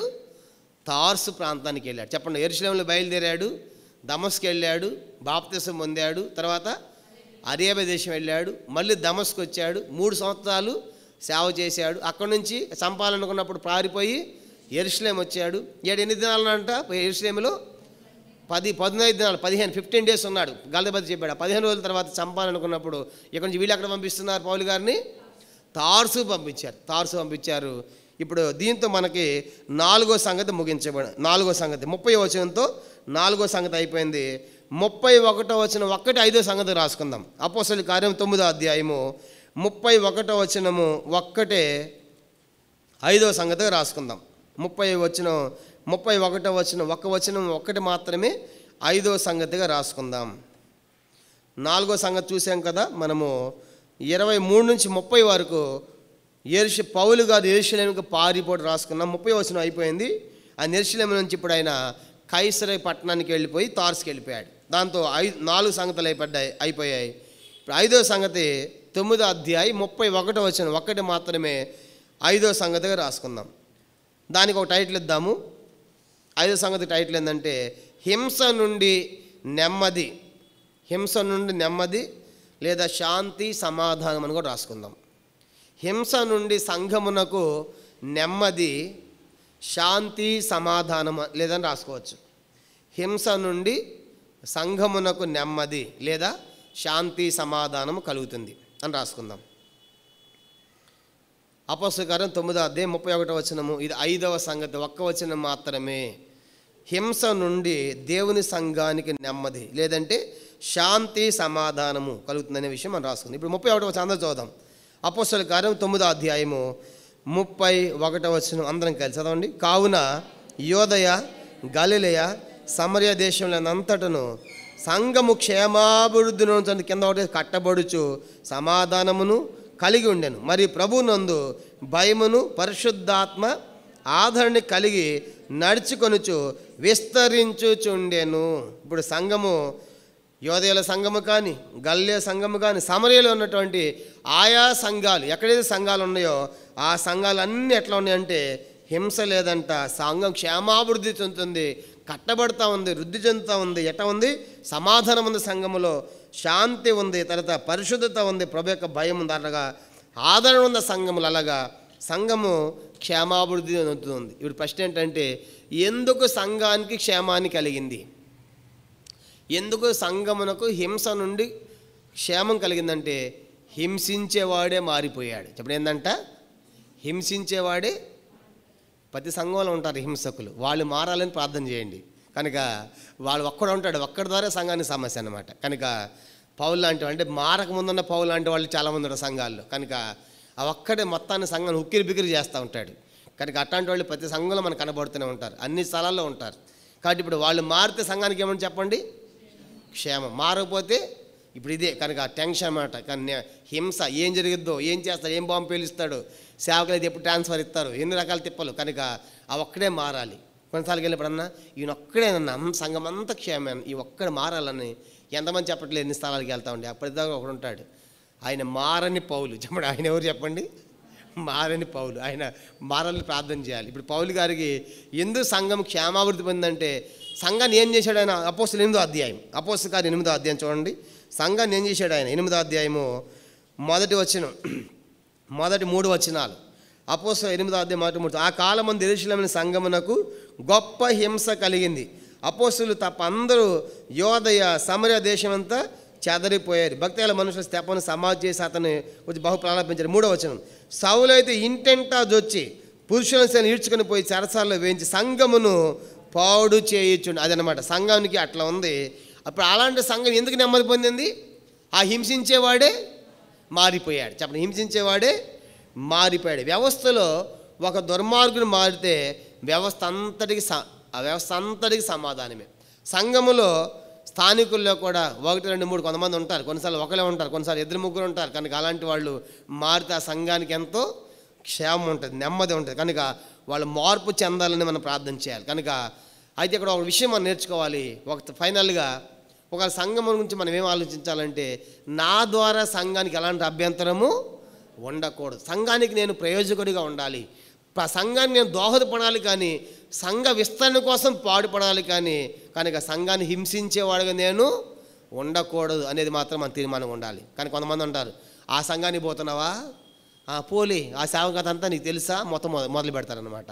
ఈ సంఘానికి పోతున్నావా, ఈ పెద్ద కథ తెలుసా అని మొదలు పెడుతుంటారు. కనుక అలాంటివి చేయకూడదు. మనం సంఘంలో ఉన్న మనము సంఘ సేవకు దోహదపడాలి తప్ప, అభివృద్ధి చెందాలి తప్ప మన ద్వారా నష్టం సంఘానికి ఒకప్పుడు జరిగింది పౌలు ద్వారా. ఇప్పుడు మారిన తర్వాత ఆయన మార్పు చెందిన వ్యక్తిగా చూడండి ఎంత చక్కగా రాయబడింది. ఆయన ద్వారా ఆయన మారాడు కాబట్టి సంఘమంతా కూడా గొప్ప క్షేమాభివృద్ధి పొందుతున్నట్లుగా మనం చూస్తాం. కనుక సంఘం ద్వారా మన ద్వారా సంఘానికి ఎప్పుడు మేలు కలగాలి, కానీ కీడు మాత్రము కలగకూడదు. కనుక సంఘానికి మన ద్వారా క్షేమాభివృద్ధి చెందాలి, డెవలప్మెంట్ అభివృద్ధి ఉండాలి. కనుక నీ ద్వారా కొన్ని ఆత్మలు రావాలి, అంతేగా నీ ద్వారా బయటికి వెళ్ళేటట్టుగా ఉండకూడదు. మనం సంఘంలో హింసకుల్లాగా, దూషకుల్లాగా, ఎదిరించేవారిలాగా ఉంటే ఇంకా ఆ సంఘం ఎక్కడ క్షేమాభివృద్ధి చెందుతుంది. కాబట్టి 31 వచనం ఒకటే ఎంత అద్భుతంగా రాయబడిన సంఘము యోదయలో గల్లేస అన్ని ప్రాంతాల్లో కూడా క్షేమాభివృద్ధి చెందుతుంది, కట్టబడుతూ ఉంది, సమాధానము, ఆదరణ, పరిశుద్ధ ఆదరణ కలిగి విస్తరిస్తూ ఉందంటే అర్థం ఏంటి? ఇంకా సంఘం పెద్దగా అయిపోతుంది, విస్తరిస్తుంది. కారణం ఏంటంటే అలా హింసించిన వాడే మారిపోయాడు కాబట్టి. కనుక అలా సంఘాల్లో కూడా అలాంటి హింసకులు మారితే సంఘం అంతా కూడా క్షేమంగా ఉంటుందనే విషయాలు మనము జ్ఞాపకం పెట్టుకుంటాం. దీంతో మనము 5వ సంగతి మనం ముగించాం. ఇక 2 సంగతులు ఉన్నాయి. ప్రభు చిత్తం అయితే ముందు నెల చూస్తాం. ఇప్పుడు 9వ అధ్యాయం మొత్తము 7 సంగతులను చెప్పుకున్నాము. ఇప్పుడు 5వ వచనంతో 9వ అధ్యాయం 31వ వచనం ఒక్కటి మాత్రమే 5వ సంగతి. దీంతో మనకి 5 విషయాలు ముగించబడ్డాయి. ఇంకా మిగతా 2 సంగతులు ప్రభు చిత్తం అయితే ముందు నెల మనం చూస్తాం. ప్రార్థన.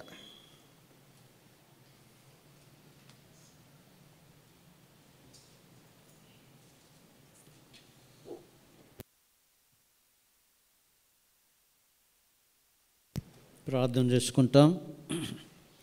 ప్రేమగల పరలోకపు తండ్రి, సృష్టికర్తమైన గొప్ప దేవ, నీ ఘనమైన, శ్రేష్టమైన, ఉన్నతమైన నామాన్ని బట్టి మరొకసారి మీకు ఎంతో వందనాలు, స్తోత్రాలు చెల్లిస్తుంటున్నాం. మరి ఈ దినం తండ్రి, నీ దాసుడు తిమోతి బ్రదర్ను ప్రభు మా మధ్యకి నడిపించినారు. కొంత పరిస్థితి అననుకూలంగా ఉన్నా మీరు చూపిన కృపను బట్టి కూడా స్తోత్రాలు. సమయానికి నడిపించి మీ ఆత్మను అభిషేకించి ప్రభా మరి 9వ అధ్యాయంలో మరి 5 విషయాల్లో జ్ఞాపకం చేస్తూ వచ్చినారు. ఈ విధంగా పౌలు యొక్క సేవ, పౌలు యొక్క హింస, పౌలు యొక్క ఆటంకాలు, వీటన్నిటిలో కూడా తండ్రి ప్రభా హింస ద్వారా చివరిగా హింసించిన వాడే మారిపోవడం ద్వారా సంఘము క్షేమాభివృద్ధి నుండి ప్రభా ఎంతో నెమ్మది కలిగి ఉన్నది. కాబట్టి అంత్య దినములో కుడుస్తున్న మేము కూడా మా సంఘాలలో తండ్రి ప్రభా సంఘానికి నష్టము కలిగించేవారుగా ఉండకుండా సంఘానికి క్షేమాన్ని కలిగించేవారముగా, అభివృద్ధి కలిగించేవారముగా, ఆనందాన్ని కలిగించేవారముగా, చక్కటి మాదికరము సౌలు పౌలుగా మారిన తర్వాత ఆ విధంగా సంఘంలో మేము మారితే కానీ ప్రభా అనేకులను మా సంఘానికి క్షేమం కలుగుతున్నారు.